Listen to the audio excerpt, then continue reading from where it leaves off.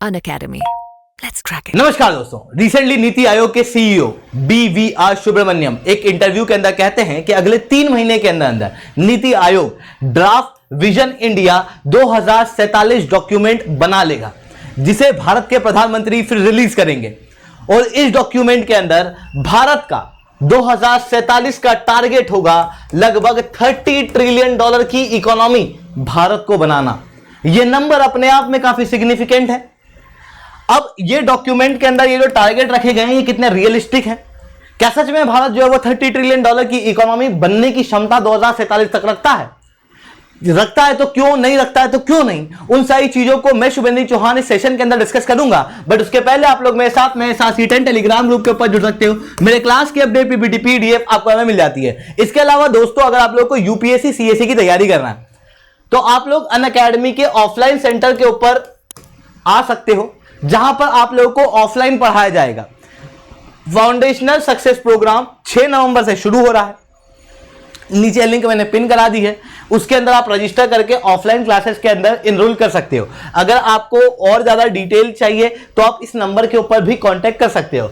जब भी आप ये बैच लो तो समय पे आप SRC 10 कोड कह देना। अगर आप कॉल पे ले रहे हो तो, अगर आप खुद ऑफलाइन सेंटर पे जा रहे हो तब भी आप SRC 10 कोड कह सकते हो, जिसके बाद में आप लोगों को 10% तक का डिस्काउंट मिलेगा। इसके अलावा दोस्तों, एस नाम की एक स्कॉलरशिप टेस्ट जो है वो लॉन्च किया गया है। अगर आप चाहते हो कि आपको बिल्कुल फ्री ऑफ कॉस्ट ये बैच मिल जाए तो आप ये एस टेस्ट जरूर से देना।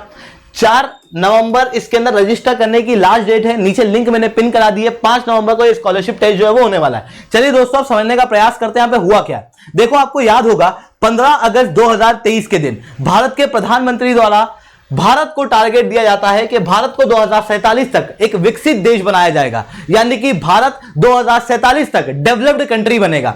यानी कि भारत की आजादी को जब 100 साल पूरे होंगे उस समय पर भारत जो है वो एक डेवलप्ड कंट्री के रूप में उभर के आएगा।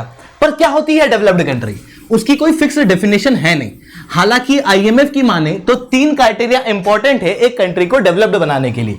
सबसे पहला क्राइटेरिया, वो कंट्री हाई इनकम कंट्री होनी चाहिए। दूसरा, कि उस कंट्री का मार्केट इंटीग्रेटेड होना चाहिए विद द ग्लोबल मार्केट।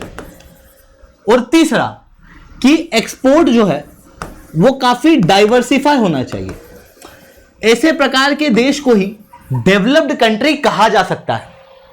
अब भारत का मार्केट इंटीग्रेटेड है, भारत अपने एक्सपोर्ट को डाइवर्सिफाई कर रहा है, पर सबसे इंपॉर्टेंट और चैलेंजिंग टारगेट होगा भारत को हाई इनकम कंट्री बनाना। अब हाई इनकम कंट्री क्या होती है? तो IMF के अनुसार एक ऐसा देश जो $12696 पर कैपिटा पर ईयर जिसकी इनकम है वो हाई इनकम कंट्री कहलाती है। पर कैपिटा इनकम $12696 प्रति ईयर से ज्यादा होनी चाहिए। भारत की आज के समय पे पर कैपिटा इनकम $1298 प्रति ईयर है, जो कि भारत को लोअर मिडिल इनकम कंट्री के अंदर ले जाती है। भारत को अगर डेवलप्ड कंट्री बनना है तो अपनी इनकम को हाई इनकम पे ले जाना होगा। अब ये जो इनकम है या कहूं पर कैपिटा इनकम है, ये कैलकुलेट की जाती है GDP से। यानी कि अगर GDP बढ़ती है तो अपने आप पर कैपिटा इनकम बढ़ती है। ऐसी कंडीशन के अंदर GDP भारत को बढ़ानी होगी। भारत के अंदर अगर GDP बढ़ाने के पोटेंशियल को देखें तो वो काफी ज्यादा है। GDP क्या है? Basically production. और प्रोडक्शन के अंदर आप देखोगे तो क्या क्या चाहिए? Land, labour, capital, entrepreneur.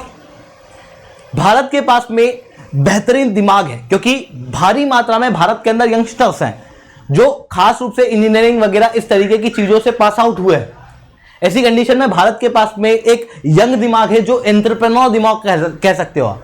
Bharat की विश्व के अंदर सबसे बड़ी आबादी की तरफ भारत बढ़ रहा है, जिसके कारण से भारत के पास में चीप लेबर अवेलेबल है। इसके साथ में भारत के अंदर विश्व के लगभग हर एक देश के बड़े बड़े जितने भी इन्वेस्टर्स हैं वो आज भारत के अंदर इन्वेस्ट करना चाहते हैं, क्योंकि पूरे विश्व के अंदर भारत जो है वो फास्टेस्ट ग्रोइंग इकोनॉमी के रूप में देखने को मिल रही है। ये मैं नहीं कह रहा, ये IMF के डाटा, ये वर्ल्ड बैंक के डाटा कह रहा है। ऐसी कंडीशन के अंदर भारत के पास में कैपिटल भी है, जिसके कारण से भारत के अंदर प्रोडक्शन होने की क्षमताएं काफी ज्यादा है, जिसकी वजह से भारत के अंदर GDP के बढ़ने का पोटेंशियल ज्यादा है। अब भारत के अंदर जीडीपी बढ़ने का पोटेंशियल तो ज्यादा है, पर अगर भारत को अपनी जीडीपी को सही मायने में बढ़ाना है तो ऐसी कंडीशन में इन सारी चीजों को अलाइन करना पड़ेगा, और अलाइन करने के लिए एक प्रॉपर प्लानिंग करनी पड़ेगी। अब भारत के प्रधानमंत्री द्वारा 15 अगस्त के दिन टारगेट तो दिया गया कि भारत को डेवलप्ड इकोनॉमी बनाना है, पर इस डेवलप्ड इकोनॉमी को बनाने के लिए प्लानिंग कौन करेगा? नीति आयोग। नीति आयोग द्वारा रिसेंटली इसी कारण से ड्राफ्ट विजन इंडिया 2047 डॉक्यूमेंट बनाया जा रहा है, और यह डॉक्यूमेंट लगभग प्रोसेस में है। 2021 से इसको बनाने की तैयारी चल रही है। अभी ये खत्म होने वाला है, अगले 3 महीनों के अंदर अंदर इसे रिलीज कर दिया जाएगा भारत के प्रधानमंत्री द्वारा, जिसके अंदर BVR सुब्रमण्यम जो कि नीति आयोग के CEO हैं, इनके द्वारा कहा गया कि टारगेट रखा जाएगा भारत को लगभग $30 ट्रिलियन की इकोनॉमी बनाने का। अगर भारत इसे अचीव करेगा तो भारत जो है वो मिडिल इनकम ट्रैप से भी निकल पाएगा। यहां पर टारगेट ये दो हैं, पहला भारत को मिडिल इनकम ट्रैप से निकालना, दूसरा भारत को $30 ट्रिलियन की इकोनॉमी 2047 तक बनाना। अब ये जो टारगेट सेट किए गए हैं, टारगेट तो कुछ भी रख सकते हैं, $100 ट्रिलियन रख दो, $300 ट्रिलियन रख दो, पर ये जो टारगेट रखे गए हैं ये ऐसे हवा में नहीं रखे गए हैं, बल्कि मल्टीपल स्टेक होल्डर से चर्चा करने के बाद रखे गए हैं कि किस लेवल तक भारत पहुंच सकता है। जिसके अंदर क्या हुआ था, 2021 दिसंबर के अंदर कैबिनेट सेक्रेटरी और साथ में 10 सेक्टोरल ग्रुप ऑफ सेक्रेटरीज आपस में मिले थे, और इन्होंने कई सारे स्टेक होल्डर जैसे इंडस्ट्रियलिस्ट, इन्वेस्टर्स, छोटी छोटी MSMEs, इन सबके लोगों से डिस्कस किया, ब्रेनस्टॉर्मिंग की, और उसके बाद में इन्होंने 10 सेक्टोरल थीमेटिक विजन्स बनाए, और इन विजन्स को साथ में जोड़ के डेवलप्ड इंडिया मिशन के तहत विजन इंडिया 2047 डॉक्यूमेंट जो है वो बनाया जा रहा है। ये जब डॉक्यूमेंट बन रहा है तो आप समझ सकते हो इतने कंसल्टेशन वगैरह के बाद में से बनाया जा रहा है, तो काफी रियलिस्टिक टारगेट जो है वो रखने का प्रयास किया गया है, ऐसा नीति आयोग का कहना है। वहीं एक्सपर्ट्स की माने तो थोड़े से टारगेट अनरियलिस्टिक भी हो सकते हैं, पर इस $30 ट्रिलियन की इकोनॉमी को अगर भारत अचीव करता है तो ये कितना बड़ा नंबर है उसे समझने का प्रयास करना। आज के समय पे वर्ल्ड के अंदर सबसे बड़ी इकोनॉमी है यूनाइटेड स्टेट्स, जिसकी इकोनॉमी लगभग $27.9 ट्रिलियन की है। Second largest China, third largest Japan है। रिसेंटली IMF की माने तो जापान जो है वो 4th लार्जेस्ट इकोनॉमी हो चुका है, थर्ड लार्जेस्ट जर्मनी हो चुका है, और भारत जो है 5th लार्जेस्ट इकोनॉमी है। आप देख सकते हो यहां पर किसी भी देश के पास में $30 ट्रिलियन का नंबर नहीं है। हालांकि 2047 तक 1-2 देश $30 ट्रिलियन क्रॉस कर ही जाएंगे, यूएस तो क्लियरली करता हुआ दिखाई भी दे रहा है, पर Bharat most probably 3rd country होगा जो $30 ट्रिलियन की इकोनॉमी को अचीव कर पाएगा, अगर भारत इस टारगेट को अचीव करेगा उस समय। तो इवन ये केवल नीति आयोग ही नहीं कह रहा है कि भारत के अंदर जीडीपी बहुत तेजी से बढ़ेगी, बल्कि और भी कई सारी एजेंसीज जैसे Moody's, S&P, world bank, IMF, इन सबके द्वारा कहा जा रहा है कि अगले कुछ वर्षों में सबसे ज्यादा तेज डेवलप होने वाली कोई सी कंट्री होगी तो वो भारत होगा। माना यह जा रहा है कि 2030 तक भारत जो है वो 3rd लार्जेस्ट इकोनॉमी बन जाएगा, क्योंकि भारत के अंदर पॉलिटिकल स्टेबिलिटी है, अच्छा लेबर है, साथ में इन्फ्लेशन वगैरह को, इकोनॉमी को भी बहुत अच्छे से रेगुलेट किया गया है, कंट्रोल किया गया है, जिसके कारण से भारत के अंदर इकोनॉमिक ग्रोथ जो है वो बहुत फास्ट लेवल पे आने वाले समय में होने वाली है।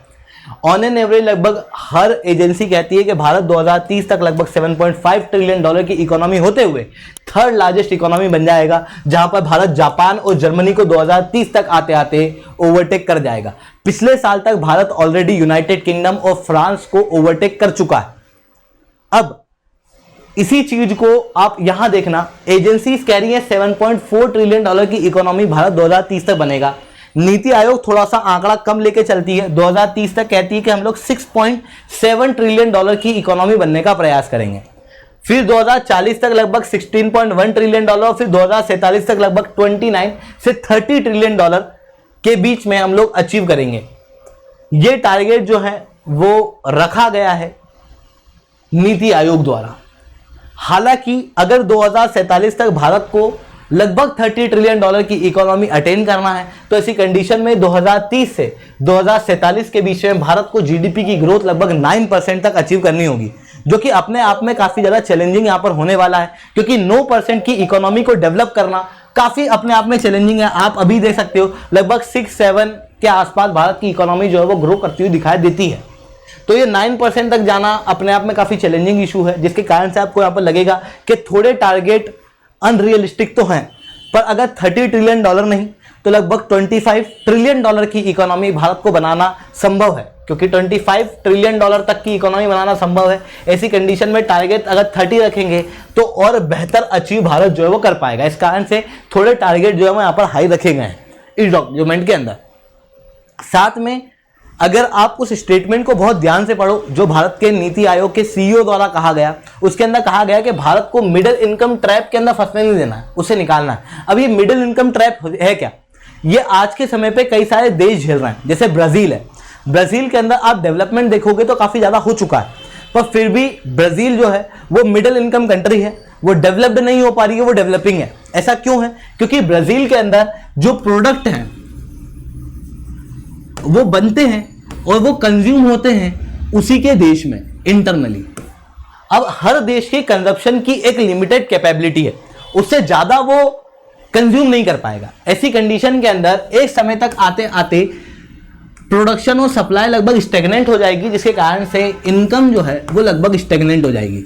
और अगर इनकम स्टेगनेंट हो गई तो उसी इनकम को कहते हैं हम लोग मिडिल इनकम।